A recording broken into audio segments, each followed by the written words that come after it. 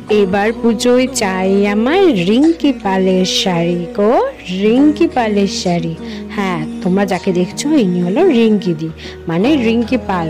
ফেসবুকে যিনি খুব জনপ্রিয়, তার লাইভ আসে ফেসবুকে ঠিক দুপুর 3টে এবং রাত্রির ঠিক 9টার সময়। আমি কিন্তু বিগত কয়েক বছর দিদির লাইভ দেখেছি, কিন্তু সাহস করে উঠতে পারিনি যে দিদি অনলাইন থেকে আমি কিভাবে শাড়ি নেব। মানে আমার একটা ভয় ছিল, তো আমার সেই ভয়টা দিদির শপে গিয়ে পুরোপুরি কেটে গেছে। তো এরপর আর রিঙ্কিদির কাছে নয়, রিঙ্কিদির অনলাইন থেকেই আমি শাড়ি বুক করব। আর দিদির কালেকশন এক একদিন নতুনত্ব, মানে দুদিন করে লাইভ করে, মানে একদিনে দুবার করে লাইভ করে, দুবার লাইভে একদম নতুনত্ব জিনিস দিদি আমাদেরকে দেখায়। তো চলো কিভাবে গেলাম সব শেয়ার করব। আলোর জাহাজ ভাসিয়ে দিলে মানে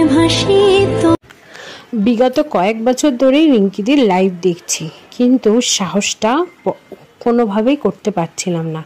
তো আজকে সাহস নিয়েই বাড়ি থেকে বেরিয়ে পড়লাম, আর বরকে মোটামুটি পটিয়ে ফেললাম যে রিঙ্কিদির শপে যেতে হবে। তো হাবড়া স্টেশনে নেমেই পড়লাম। এবার দেখো আমরা ওড়না মলের 3তলায় রিঙ্কি পাল শাড়িতে পৌঁছে গেলাম। তো চলে এসেছি দিদির শপে। তো ভিডিওটা একদমই খুব স্লো মোশনে করলাম যাতে তোমাদেরকে দেখাতে পারি আর আমি কিছু দিদির সম্পর্কে শেয়ার করতে পারি। মানুষ হিসাবে দিদির কোনো তুলনা হয় না। বাবু ছাড়া দিদি কথা বলছিল না, সবার সঙ্গে বাবু বলে কথা বলছিল, বাবু বাবা। তো আমার তো ভীষণ ভালো লেগেছে। আমি তো এক দৃষ্টিতে দিদিকে দেখছিলাম, তারপর আমার বর বললো যে তুমি একটু ভিডিও করে নেবে না, তুমি কোথায় এসেছো। সত্যিই তাই, সঙ্গে সঙ্গে একটু ভিডিও করলাম আমার ফেসবুক বন্ধুদের জন্য, তার সঙ্গে আমার ইউটিউব বন্ধুদের জন্য। তো আমি ভিডিও করার একদমই সময় পাইনি। তারপর হচ্ছে আমাদের ট্রেনের টাইমও ছিল, সেই কারণে ঝটপট করেছিলাম। তো দেখো সব তোমাদের দেখাচ্ছি, সবটা ছোট হলেও কিন্তু মানে শাড়ির কিন্তু বহুত কালেকশন রয়েছে। তো আমি তোমাদেরকে বারবারই বলবো এইবার পুজোয় একবার রিঙ্কিদির শপে তোমরা ঘুরে এসো। আর হ্যাঁ, অনলাইনে যারা যারা খুব ফেমাস তাদের কিন্তু শপে গেলে একটু ভিডিও করতে দেয় না। এটা আমি অনেক ভিডিও দেখেছি বা অনেক জায়গা থেকে শুনেছি। তো সেই ক্ষেত্রে দিদি কিন্তু নিজেই বললো হ্যাঁ অবশ্যই কোনো সমস্যা নেই, তুমি ভিডিও করতেই পারো। তো আমি সেই কারণে একটু ভিডিও তোমাদের কাছে শেয়ার করলাম। আর ফার্স্ট টাইম গিয়ে রিঙ্কিদির সাথে সাক্ষাৎ হবে, এটা আমার কপালের ব্যাপার। আর কেন এখানে অনেকেই বলছিল আমি 5বার, কেউ 6বার, কেউ 7বার এসে আজকে রিঙ্কিদির সাথে দেখা, আর আমি ফার্স্ট টাইম এসে রিঙ্কিদিকে দেখতে পাবো, এটা একদম অবাস্তবকর ব্যাপার। আর ভীষণই ব্যবহার ভালো, দিদির কথাও খুব সুন্দর। তো তোমরা একবার যেতে পারো। দেখো যেখানেই যাই না কেন আগে ব্যবহারটা সব কিছু। তো যার ব্যবহার ভালো তার দোকানে বারবার যেতে। My channel. আজকে দ্বিতীয় দিন, যেহেতু কালকে গেছিলাম একটু কেনাকাটা করতে, তো আজকে হচ্ছে তার পরের দিন। কিন্তু কেনাকাটা করতে গিয়ে আমি খুব একটা বেশি ভিডিও করতে পারি, কারণ এমনি একটা ভিড় থাকে তো বটেই কেনাকাটা করতে। তারপর হচ্ছে সাথে গেছিলো বর, একটু বকাবকিও করে। তো ভিডিও করার জন্য বকে না, মানে ওই রাস্তাঘাটে বেরোতে গেলে বারবার ফোন বের করলে যদি চুরিচামারি হয়ে যায়, সে একটা জন্য একটা বকাবকি তো করে। তো চলো কালকে আমরা গিয়ে কী কী শপিং করলাম ভাবলাম যে তোমাদের কাছে একটু শেয়ার করি। যদিও এখনও সবার শপিং হয়নি, এখনও শাশুড়ির বাকি, শাশুড়ির ব্লাউজ বাকি, তো আরও টুকটাক বাকি রয়েছে। আমার বরেরও এখনও কেনা বাকি। তো ভাবলাম যেটুকু কিনেছি সেইটুকুই শেয়ার করি, আবার যখন কেনা হবে নিশ্চয়ই আবার শেয়ার করবো, তাহলে আমার দুটো কন্টেন্ট হবে। কে বলে তোমরা? চলো কী কী কিনলাম। আর হ্যাঁ, তোমাদেরকে যেটা বলবো সেটা হলো তোমাদের কাছে একটা গল্প।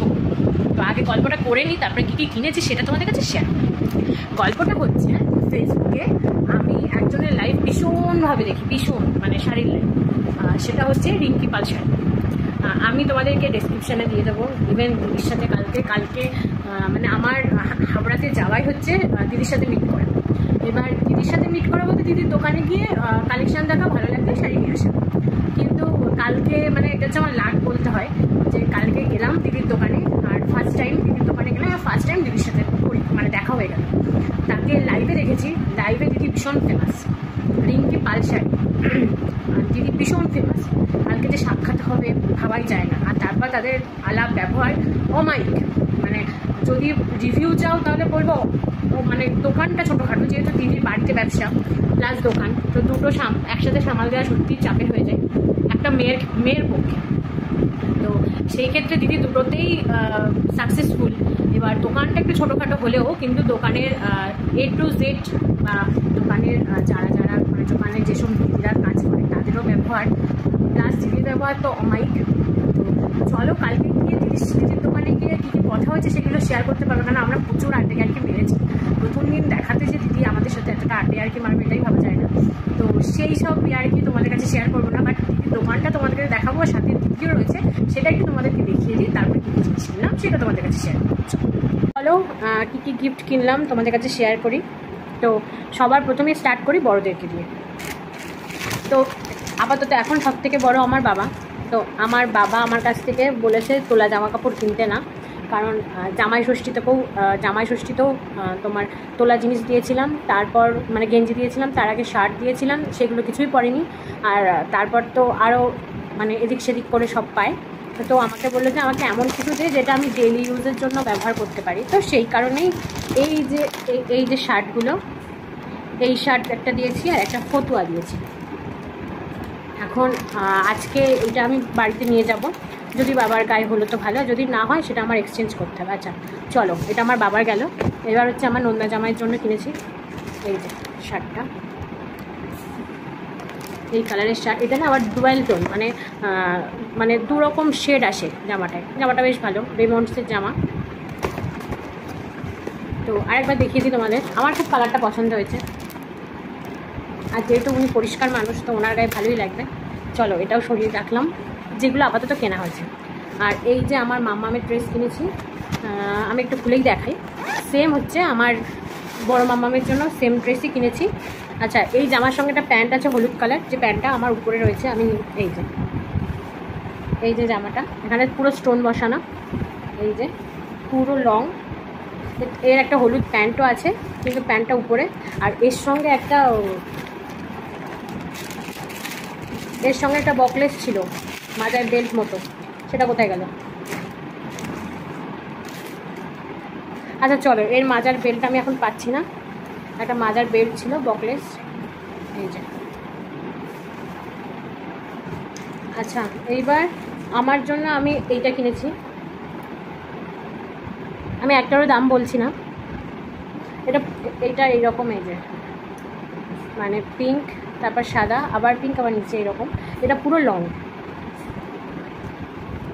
আচ্ছা ভাই ডিমান্ড ছিল একটা চিকনকারি পাঞ্জাবি, তো ওর ডিমান্ডটা পূরণ করলাম। কালারটা ওর পছন্দের ছিল, আমার ছিল পার্পল কালারটা পছন্দ, ওর এটা পছন্দ হয়েছে ফিরতি কালার। তো এটা হচ্ছে ডিমান্ডিং ওর আমার কাছে। আর এটা হাবড়ার পাঞ্জাবি, হাফ থেকে নিয়ে আসা।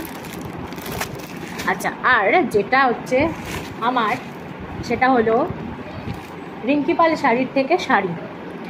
তো তোমাদের তো বললামই যে দিদির ব্যবহার এত ভালো ছিল, মানে যা কল্পনা করার বাইরে। তো চলো তোমাদেরকে দেখাই শাড়িটা। এটা হচ্ছে ময়ূরকণ্ঠী কালার, বুঝতে পারছি কিনা জানি না। তো আমি জাস্ট এখন শাড়িটা দেখাচ্ছি, পরে আমি ব্যাক ক্যামেরায় পুরো শাড়িটা দেখিয়ে দেবো। দেখো জাস্ট কি সুন্দর লাগছে পুরো। আর এটা ডুয়েল টোনে, মানে দুরকম শেড আসবে শাড়িটাতে। তো শাড়িটার ফুল বডিতেই এইরকম কাজ করা, A to Z এরকম কাজ ফুল বডিতে। শাড়িটার কোয়ালিটি তো বুঝতেই পারছো কেমন কোয়ালিটিটা জাস্ট ওয়াও। এটা কী বললো, কি শাড়িটার নাম কি, বেনারসি বেশ। আর এই হচ্ছে বিপি পিস ব্লাউজটা, আর তার সঙ্গে তো পাট তো আছেই, এই যে পাট। আর দেখো যে আমরা যেসব শাড়ি কিনি, শাড়ির কিছুটা অংশ যেটা বুঝতে হয়, সেই জায়গাটাতে কি হয়, প্লেন থাকে বেশ কিছু শাড়িতে। আর এই শাড়িতে আবার এই জায়গাটা কাজ করা আছে। তো তোমাদেরকে বোঝাতে পারছি না শাড়িটা কেমন দেখতে লাগছে, আমি জাস্ট একটু খুলেই দেখাই। এই হচ্ছে শাড়িটার আঁচলটা, এই যে আঁচল, আর এই হচ্ছে শাড়িটা।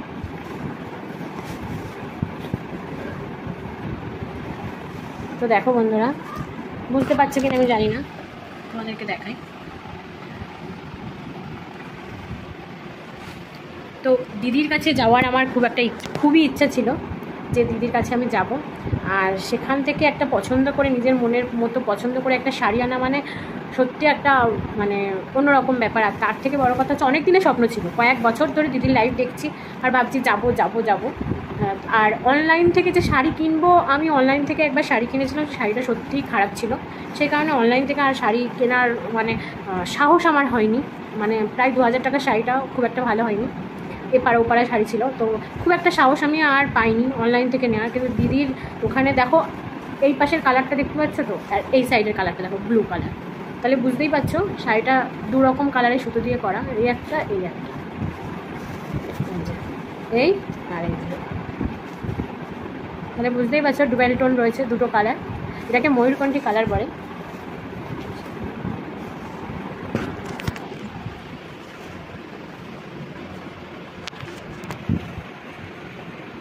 তো আজ এখনও পর্যন্ত যতটা কেনা হয়েছে, কেন একদিনে তো সব কেনা কোনোভাবেই পসিবল না, আর প্রচুর হিউজ কেনা হয়েছে, তো আরও তো এখনও বাকি রয়েছে।